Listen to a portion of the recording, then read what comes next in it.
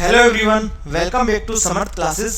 Last lecture में हम complete कर चुके थे हिंदुओं के त्योहार और मेले, हिंदू फेयर एंड फेस्टिवल्स। यदि आपने नहीं देखा है तो आप डिस्क्रिप्शन बॉक्स में जाके लिंक देख सकते हैं या आई बटन में जाके लिंक देख सकते हैं, वहां से आप वो लेक्चर देख लीजिएगा।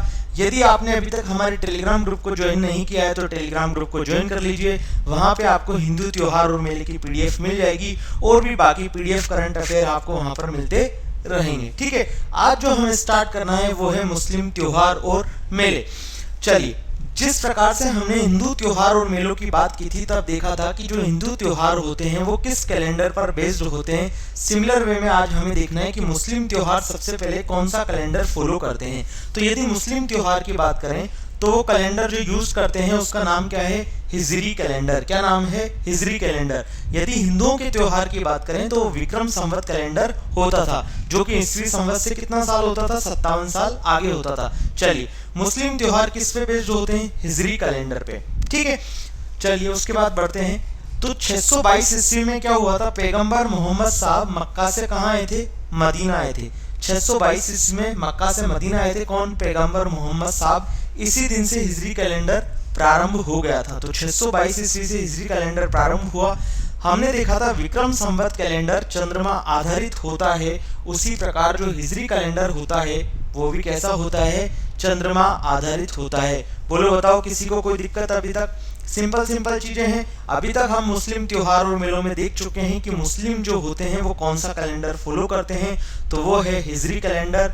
हिजरी कैलेंडर किस पे बेस्ड होता है? चंद्रमा पर। अब हमें दोबारा क्या देखने हैं? महीने देखने हैं। जिस प्रकार से हमने विक्रम संवत के 12 महीने देखे थे, उसी तरह से हमें मुस्लिम समुदाय के 12 महीने देखने हैं। तो 12 महीनों में पहला है मुहर्रम, ठीक है, दूसरा है सफर, थर्ड नंबर पे आता है रबी उल अव्वल, फोर्थ पे आता है रबी उल सानी, फिफ्थ पे आता है जमात उल अव्वल, सिक्स्थ पे आता है जमात उस सानी, 7 पे आता है रजब, 8 पे आता है शाबान, 9 पे आता है रमजान, 10 पे आता है शव्वाल, 11 पे आता है जिलकाद और 12 पे आता है हमारा जिलहिज। तो ये 12 हमारे क्या हैं? मंथ हैं मुस्लिम्स के, जो जिस मंथ पे बेस्ड हमारे त्योहार मनाए जाते हैं। ये है हमारे हिजरी कैलेंडर के महीने। कौन कौन से?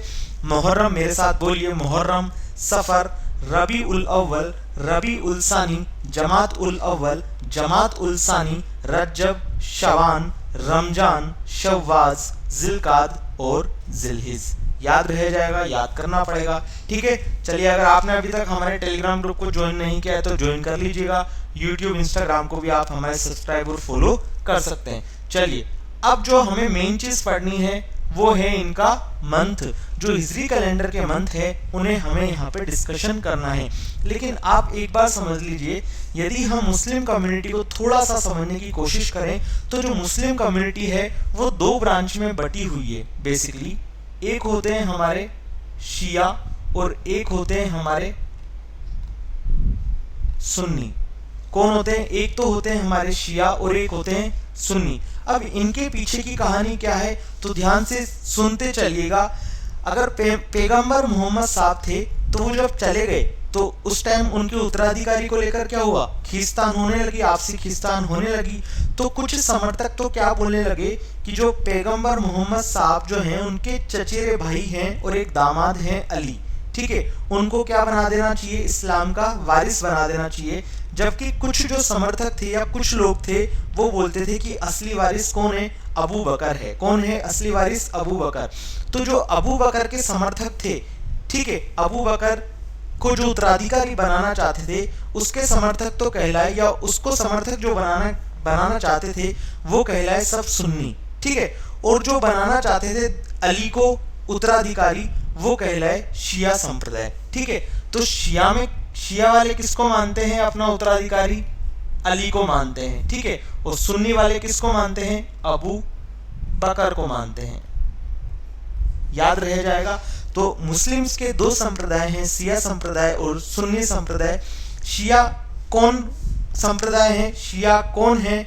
बेसिकली वो संप्रदाय जो मोहम्मद पैगंबर साहब के दामाद थे अली, उनको क्या मानते थे?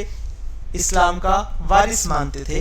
यदि बात करें सुन्नी संप्रदाय की तो ये वो लोग हैं जो इस्लाम का वारिस किसको मानते हैं, अबू बकर को मानते हैं। याद रह जाएगा। तो ये हमने देख लिया मुस्लिम समुदाय का जो बेसिकली ब्रांचेज है वो कैसे बटी हुई है।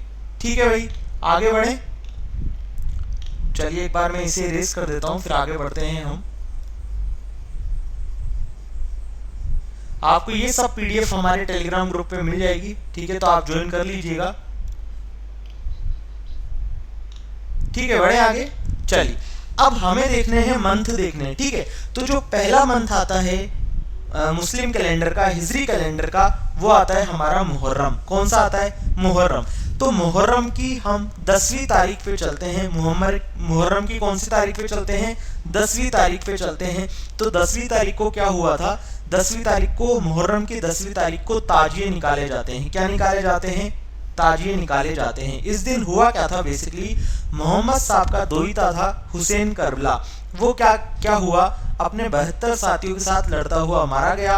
उसी की याद में इस दिन ताजिए निकाले जाते हैं। ताजिए आप सब लोगों ने देखा होगा, ताजिए का जो जुलूस निकलता है। ठीक है, तो मुहर्रम में ताजिए का जुलूस निकलता है। कौन सी तारीख को निकलता है, 10वीं तारीख को निकलता है। फिर 27वीं तारीख की बात करें तो 27वीं तारीख को गलियाकोट डूंगरपुर, क्या गलियाकोट डूंगरपुर में सैयद फखरुद्दीन जी का क्या लगता है, उर्स लगता है।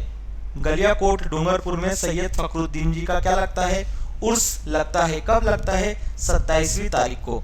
अब ये गलियाकोट डूंगरपुर में क्या है, दाऊदी बोहरा संप्रदाय का क्या है, पवित्र स्थान। क्या है, दाऊदी बोहरा संप्रदाय का पवित्र स्थान। जो दाऊदी बोहरा संप्रदाय है ये बेसिकली जो है सिया ब्रांच से क्या रखते हैं, रिलेशन रखते हैं, सिया ब्रांच के अंतर्गत आते हैं। ठीक है, और ये जो दाऊदी बोहरा संप्रदाय है ये जनरली व्यापार में संलिप्त है, व्यापार में संलग्न होता है। ठीक है, तो ये देख लिया। अब बात करते हैं कि सैयद फखरुद्दीन जी कौन है। तो सैयद फखरुद्दीन जी हैं भारतीय सुन्नी संप्रदाय के इस्लामी विद्वान हुए हैं। ठीक है, ये एक्सपायर हो चुके हैं। तो सैयद फखरुद्दीन जी कौन है, भारतीय सुन्नी इस्लामी विद्वान। ठीक है, तो इनकी याद में गलियाकोट डूंगरपुर में सैयद फखरुद्दीन जी का उर्स लगता है। उर्स को बेसिकली आप मेला बोल सकते हो। ठीक है, और गलियाकोट डूंगरपुर में क्या है, दाऊदी बोहरा संप्रदाय का पवित्र स्थान। क्लियर है। तो एक मंथ हम कंप्लीट कर चुके हैं, वो है मुहर्रम। मुहर्रम में दो चीज आपको याद रखनी है। पहली है 10वीं तारीख को ताजिए निकाले जाते हैं। ठीक है, और 27वीं तारीख को गलियाकोट डूंगरपुर में दाऊदी बोहरा संप्रदाय का पवित्र स्थान तो है ही वहां पर, और उसी के साथ साथ वहां पर क्या होता है, सैयद फखरुद्दीन जी का उर्स लगता है। याद रह जाएगा। चलिए, उसके बाद जो दूसरा महीना है वो है सफर। कौन सा है, सफर। सफर की 20वीं तारीख को, सफर मंथ के 20वीं तारीख को क्या मनाई जाती है, चहल्लम मनाई जाती है। चहल्लम क्या है, बेसिकली हुसैन जी की जो मृत्यु हुई है उसके 40वें दिन। ठीक है, हुसैन जी की मृत्यु के 40वें दिन पे हम चहल्लम का आयोजन करते हैं। जो चहल्लम है बेसिकली आप इसे ऐसा समझिए, जो मुहर्रम होता है, मुहर्रम में हमने क्या मनाया, ताजिए मनाया। तो मुहर्रम में ताजिए दफन होने के दिन से 40वां जो दिन होता है वही चहल्लुम का दिन होता है। ठीक है, तो मुसलमानों में किसी की भी मृत्यु हो जाती है तो उसके उपरांत का 40वां दिन उसका मनाया जाता है चहल्लुम। ठीक है, जैसे हिंदुओं में 12वां दिन होता है वैसे ही यहाँ पर ये 40वां दिन होता है जिसे हम चहल्लुम के नाम से जानते हैं। यहाँ पे चहल्लम लिखा हुआ है, कई जगह आपको ये ऐसा भी मिलेगा लिखा हुआ चहल्लुम। ठीक है, चलिए बढ़े आगे। उसके बाद आता है थर्ड मंथ रबी उल अव्वल। जो तीसरा महीना आता है वो कौन सा है, रबी उल अव्वल। रबी उल अव्वल की आपको कौन सी तारीख याद रखनी है, 12वीं तारीख याद रखनी है। ठीक है, सफर की 20वीं तारीख को चहल्लम मनाया गया। ठीक है, और रबी उल अव्वल तीसरे महीना जो है उसकी 12वीं तारीख को क्या मनाया जाता है, ईद मिलाद उन नबी मनाई जाती है। क्या मनाई जाती है, ईद मिलाद उन नबी। और इसका दूसरा नाम क्या है, ईद ए मिलाद। इस दिन क्या हुआ था, मोहम्मद साहब का जन्म हुआ था, तो इस दिन क्या मनाई जाती है, ईद मिलाद उन नबी। इसी का दूसरा नाम है ईद ए मिलाद। याद रह जाएगा। उसके बाद रबी उल अव्वल की ही 12 तारीख को 12 वफात भी मनाई जाती है। क्या मनाई जाती है, 12 वफात। 12 वफात, इस दिन मोहम्मद साहब की मृत्यु हुई थी। 12 का मतलब है 12। ठीक है, अगर 12 वफात को हम तोड़ें तो 12 का मतलब तो होता है हमारा 12, और वफात का मतलब होता है इंतकाम।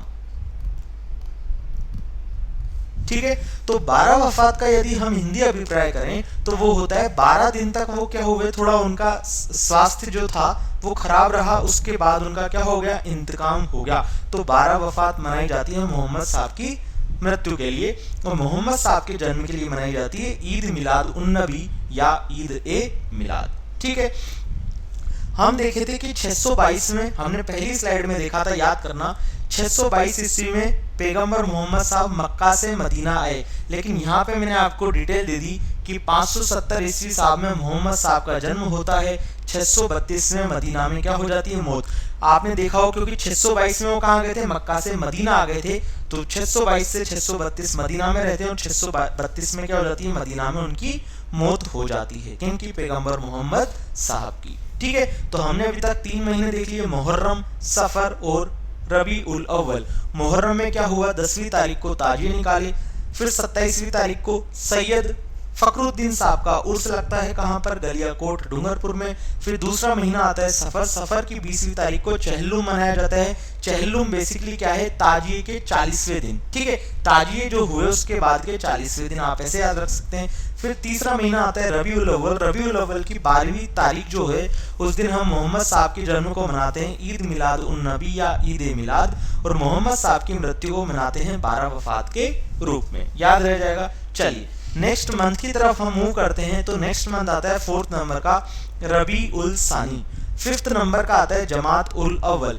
इन दोनों में किसी भी तरह के कोई मेले और त्योहार नहीं है, तो हम इनको डिस्कशन नहीं कर रहे। 6th नंबर पे जो हमारा महीना आता है वो है जमात उल सानी। इनको आप जैसे जैसे बार बार बोलेंगे वैसे वैसे याद करेंगे, तो आपको याद होते चले जाएंगे। जब भी आप लेक्चर देखें तो नोट्स जरूर बनाते चलें, या PDF आप डाउनलोड कर लीजिए हमारे टेलीग्राम ग्रुप से। ठीक है, चलिए 6th जो मंथ है हमारा वो है जमात उल सानी। जमात उल सानी की जो 8वीं तारीख है, जमात उल सानी की कौन सी तारीख है, 8वीं तारीख। 8वीं तारीख को ख्वाजा मोइनुद्दीन साहब का जन्म हुआ था। ख्वाजा मोइनुद्दीन चिश्ती जी का क्या हुआ था, जन्म हुआ था। कहाँ पर हुआ था, फारस के संजरी गांव में। ठीक है, तो जमात उल सानी को 8वीं तारीख को ख्वाजा मोइनुद्दीन चिश्ती साहब का जन्म हुआ था फारस के संजरी गांव में। इन्हीं की दरगाह है कहाँ पर, अजमेर में, सबको पता है। चलिए फिर 7th जो मंथ आता है हमारा कौन सा आता है, 7th मंथ आता है हमारा रजब। कौन सा आता है, रजब। तो रजब मंथ की 1 से 6 तारीख तक, ध्यान से समझिएगा, रजब मंथ की 1 से 6 तारीख तक ख्वाजा मोइनुद्दीन चिश्ती जी का क्या लगता है, अजमेर में मेला लगता है या उर्स लगता है। खूब सारे जायरीन आते हैं वहां पर। ठीक है, तो ख्वाजा मोइनुद्दीन चिश्ती जी का अजमेर में उर्स लगता है 1 से 6 तारीख तक। कौन से महीने की, रजब जी की। जो ख्वाजा मोइनुद्दीन चिश्ती जी की जो दरगाह है अजमेर में, उसे गरीब नवाज के नाम से भी जाना जाता है। ख्वाजा मोइनुद्दीन चिश्ती साहब को किसके नाम से जाना जाता है, गरीब नवाज के नाम से भी। लिख देता हूं मैं यहाँ पर,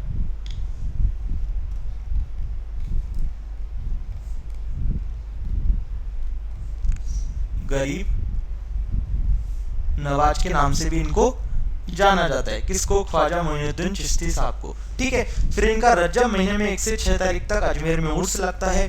उर्स की शुरुआत कौन करता है, तो भीलवाड़ा का गोरी परिवार है जो झंडा लगाकर उर्स की क्या करता है, शुरुआत करता है। Very important. ठीक है, तो भीलवाड़ा का गोरी परिवार है एक जो झंडा लगाकर इस उर्स की शुरुआत करता है। कब भरता है, ये रजब महीने की 1 से 6 तारीख तक। ठीक है, उसके बाद इसी महीने की 27वीं तारीख आती है। उसी महीने की कौन सी आती है तारीख, 27वीं तारीख।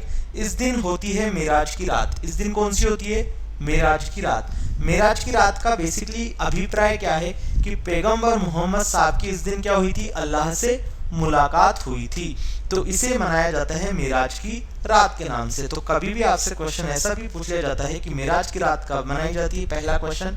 दूसरा क्वेश्चन ऐसा पूछ लिया जाता है कि मेराज की रात से अभिप्राय क्या है। 4 ऑप्शन दे देगा, जिसमें से एक ऑप्शन होगा कि पैगंबर मोहम्मद साहब थे, उनकी अल्लाह से क्या हुई थी, मुलाकात हुई थी, इस दिन ऐसा माना जाता है।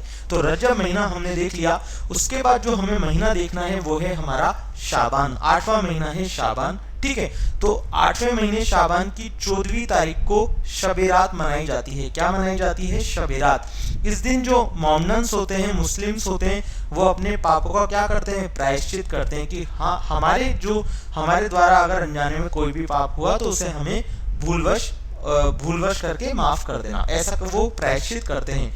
कौन, मोमिन्स करते हैं। शाबान महीने की 14वीं तारीख को शब-ए-रात मनाई जाती है। उसमें क्या करते हैं, अपने पापों का प्रायश्चित करते हैं। ठीक है, तो यहाँ तक कंप्लीट कर चुके हैं। अब हमें नेक्स्ट 4 महीने हमारे बचे हैं।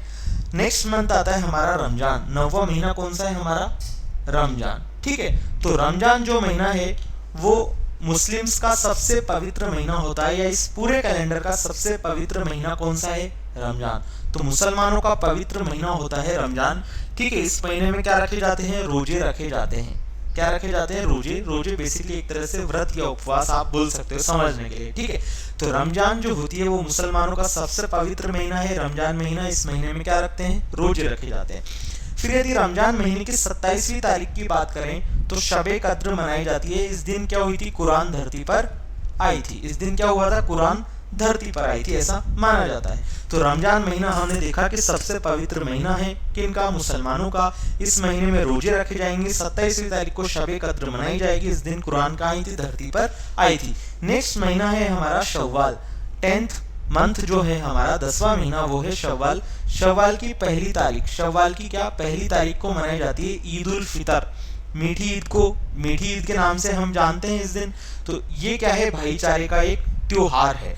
शव्वाल महीने की पहली तारीख को ईद उल फितर मनाई जाती है, जिसे मीठी ईद के नाम से भी जाना जाता है, भाईचारे का त्योहार से भी इसे जाना जाता है। फिर 11वां महीना आता है हमारा जिलकाद। इसमें कोई मेले और त्योहार जनरली नहीं आते। उसके बाद जो नेक्स्ट मंथ है हमारा, लास्ट मंथ, वो है जिलहिज।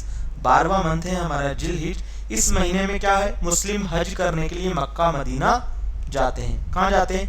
मक्का मदीना जाते हैं। आपने देखा होगा हमारे भारत से भी कई मुसलमान हज करने के लिए जाते हैं मक्का मदीना। सरकार उनको क्या करती है? सब्सिडी भी देती है, उनके फॉर्म भी भराती है। ऐसा कुछ होता है, सबको पता है।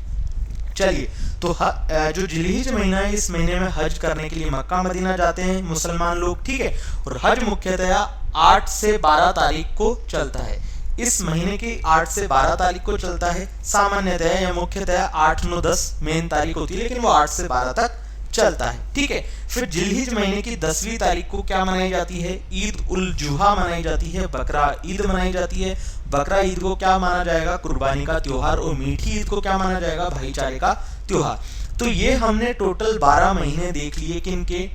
हिजरी कैलेंडर के। हिजरी कैलेंडर क्या था? चंद्रमा पे आधारित है। सही बात है। चलिए, आपको आई होप सबको ये वीडियो लेक्चर पसंद आया होगा। अगर आपने अभी तक हमारे बाकी लेक्चर नहीं देखे तो बाकी लेक्चर प्लेलिस्ट में जाके देखिए। आप हमारे टेलीग्राम ग्रुप ज्वाइन कर सकते हैं, वहां पर आपको सभी पीडीएफ मिल जाएगी। ठीक है, करंट अफेयर डेली अपडेट्स होते रहते हैं, वो भी आपको वहां पर मिल जाएंगे। आप हमें इंस्टाग्राम पे इस आईडी से फॉलो कर सकते हैं। यूट्यूब पे आप हमें सब्सक्राइब और बेल आइकन जरूर दबाएं। ठीक है, मिलते हैं नेक्स्ट लेक्चर में। अब हमें अगर राजस्थान आर्ट एंड कल्चर की बात करें तो हम हिंदुओं के मेले और त्योहार कंप्लीट कर चुके हैं। आज के लेक्चर में हम मुस्लिम के त्योहार और मेले कंप्लीट कर चुके हैं। अब हमें नेक्स्ट आगे जो करना है वो करना है जैन धर्म के, सिख धर्म के, सिंधी धर्म के और ईसाइयों के, इनके मेले और त्योहार भी हमें देखने। तो आई होप ये 2 या 3 लेक्चर में कंप्लीट हो जाएंगे। ठीक है, आई होप आपको वीडियो लेक्चर पसंद आया होगा। ज़्यादा से ज़्यादा लाइक कीजिए, शेयर कीजिए, कमेंट सेक्शन में कमेंट करके बताइए। अपना ख्याल रखिए। Bye bye, take care.